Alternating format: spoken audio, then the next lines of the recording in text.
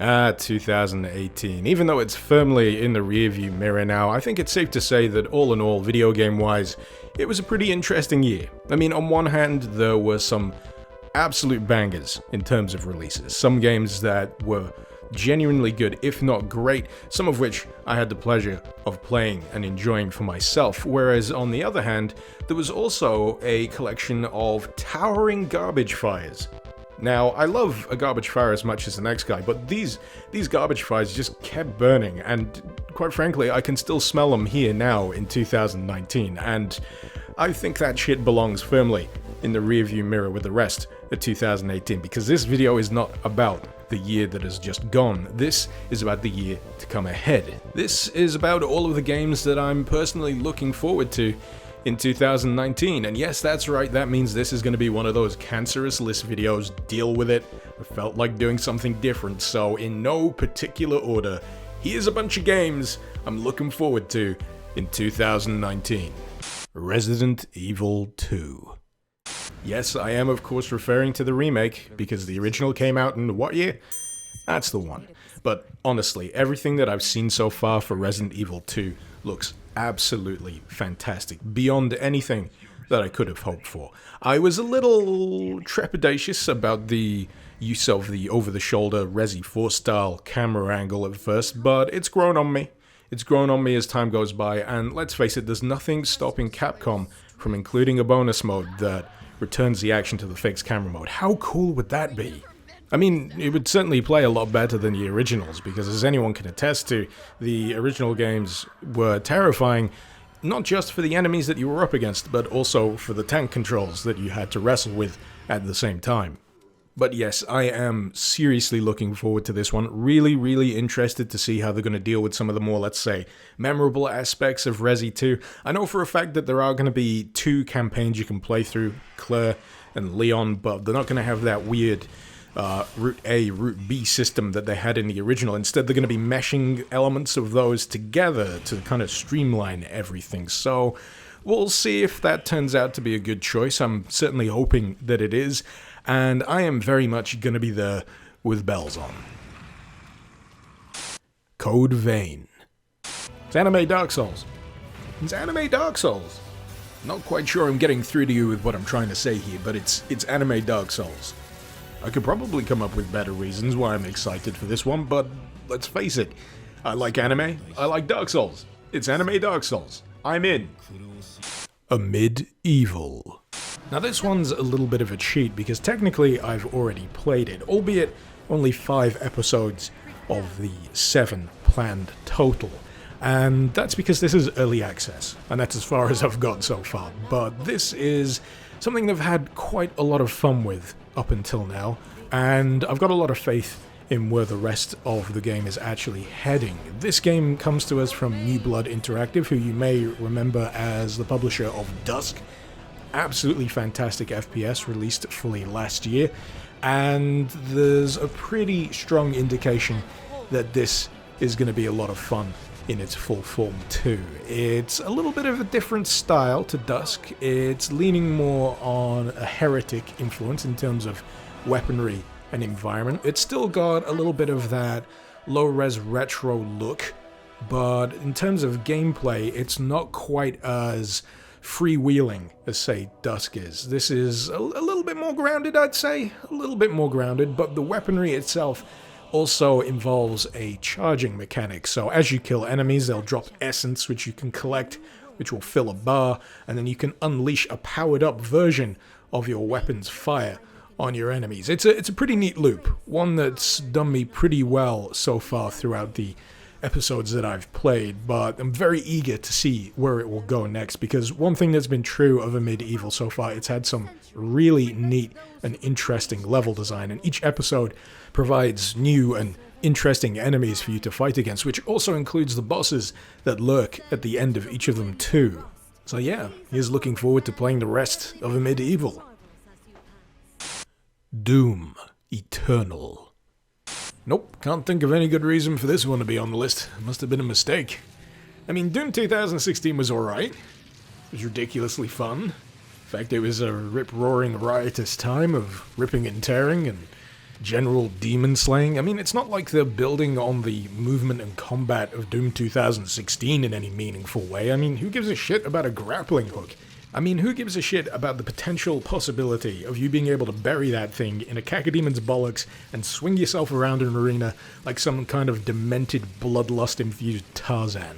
Not me. Not one bit. And as for the ability of other players to invade your game as a demon hunting party, count me out of that one. That doesn't sound like fun. That doesn't sound like an absolute barrel of laughs. I mean, sure, it would be hilarious stomping the shit out of a player-controlled Revenant, but you know what?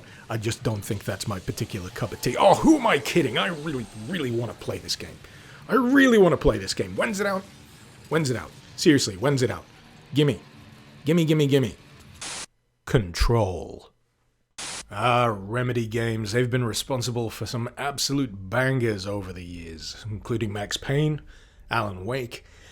We don't talk so much about Quantum Break though, that was a little bit of a misstep, but I'm hoping that they can get back on track with Control. And so far, everything that I've seen about Control looks really, really cool. I mean, for one, the location that it takes place within is just really goddamn neat. It's this supernatural place known as the Oldest House, where the dimensions of the inside are malleable, bigger than the outside, and the Bureau of Control has taken it as their HQ, which didn't seem like a great idea because things have apparently gone very wrong, and now the rooms and locations within this place are shifting and morphing, and gravity is breaking down, and something's taken over the people, and basically shit's broke. You're gonna have to go fix it with the judicious application of telekinetic powers and a pretty fancy looking gun that may apparently shapeshift throughout the course of the game. It's got a lot of really intriguing elements. I love the look of it,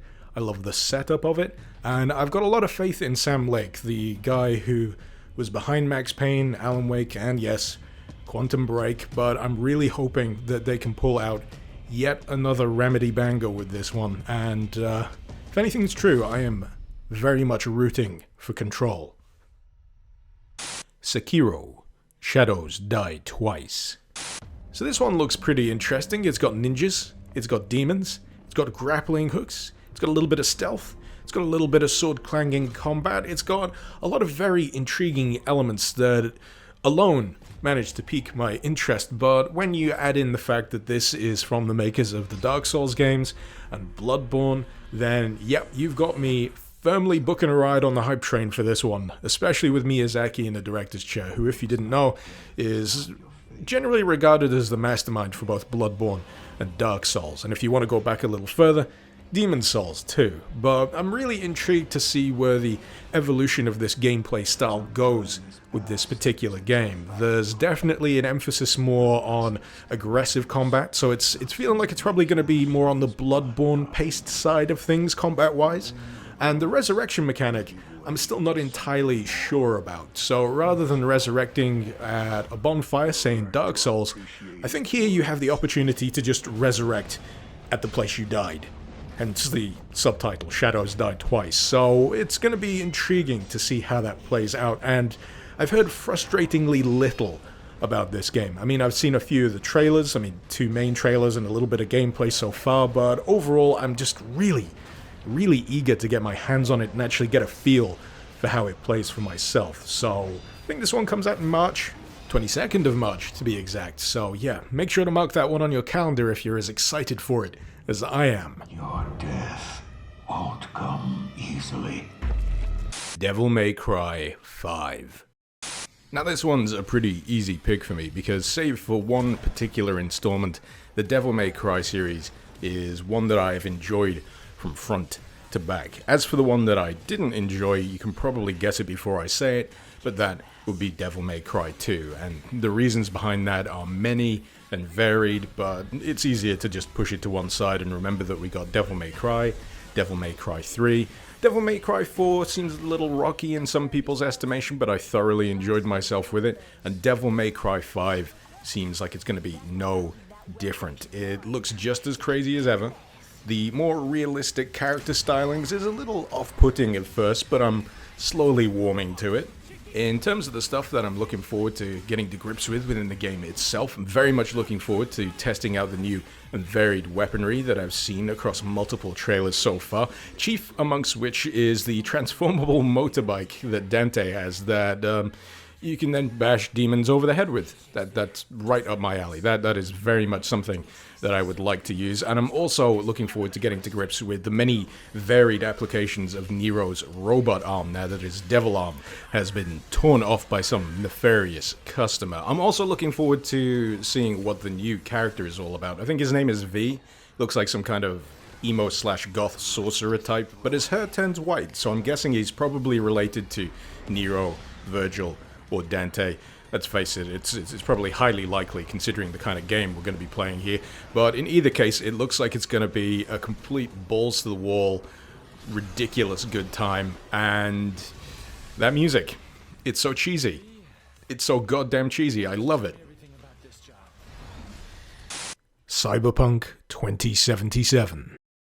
I think it goes without saying that Cyberpunk 2077 stands to be one of the biggest releases of 2019. That is, of course, if it does in fact release during the course of 2019, because as of yet there's still no official release date. But what we do have is some actual concrete gameplay footage of what it's going to be like to play Cyberpunk 2077. And from what I can tell, it seems to be this interesting intersection of GTA and Deus Ex. And I can safely say that I am very much down for that kind of game, especially after feeling like I've been relatively blueballed by Square Enix after they pulled the plug on any further installments of Deus Ex Mankind Divided. Thanks for that, by the way, you douchebags. But yeah, if there's any game dev studio that I trust to pull off a game of the potential scale of Cyberpunk 2077, then CD Projekt Red certainly would be that studio. But it remains to be seen how they deal with that transition from fantasy to sci-fi. He is hoping for the best. Death Stranding. So yeah, there's no way in hell this one wasn't going to be on the list, which is funny when you realize that no one really has any idea of what the story is actually about. No one really knows exactly how it's gonna play, and it's just this big ethereal question mark. When's it coming out? I don't know. What's it about? I don't know. What the fuck is Hideo Kojima smoking? I don't know, but I'd like some, thank you very much. And it's gotten to the point where I have to actively avoid looking at forums and news, because if you've even set foot on something like a Death Stranding subreddit, you will bear witness to probably one of the more concentrated examples of tinfoil hattery on the internet, because the merest threads that these guys will tug at to posit some kind of theory on what Death Stranding is going to be about is utterly frigging ridiculous. But it still remains that Hideo Kojima is a man with very interesting ideas, and I am more than willing for him to be let loose to do his thing, as long as I have, the opportunity to play it at some point. When's it coming out, Kojima? You gotta give us a date. You've gotta give us a date at this point. You've skimped out on the last video game awards with no trailer. No trailer at all. Has your friendship ended with Jeff Keighley? Who is your best friend now? Is it Norman Reedus? Is it Mads Mikkelsen? I'll give you that one. But yeah, this is hands down my most anticipated game of 2019. That is, of course, if it even comes out this year. But when it does, fair warning, I'll probably disappear for a while, because I will not be doing anything else other than playing Death Stranding. Everything else, eating, sleeping, will fall by the wayside. So if things go radio silent on this channel for, maybe a few weeks, that will be why. But at the very least, on the other side of things, I'll be able to give you a comprehensive opinion of what I think about Death Stranding. So there you go, that is a brief list of the games I'm very much looking forward to the most in 2019. And just because something didn't make it onto this list doesn't mean that I'm not looking forward to it, it's just maybe that I'm not looking forward to it quite as much as everything else that made the cut. But in any case, I'd love to hear what you think of the things that I'm looking forward to. I'd love to hear what you're looking forward to yourself in 2019. Feel free to let me know in the comments below. While I'm at it, I'd like to give a great big thank you to my wonderful patrons over on Patreon. Thank you so very much for your support and for helping to make content like this possible. If you're interested in lending a hand yourself, maybe you'd like to see your name in the credits, or maybe you'd like to gain access to early editions of my videos before anyone else. If that's the case, then you'll find the link to my Patreon page in the description below. Hopefully you've enjoyed this video. Thank you very much for watching, and this has been Mr. Icarus saying, Icarus out.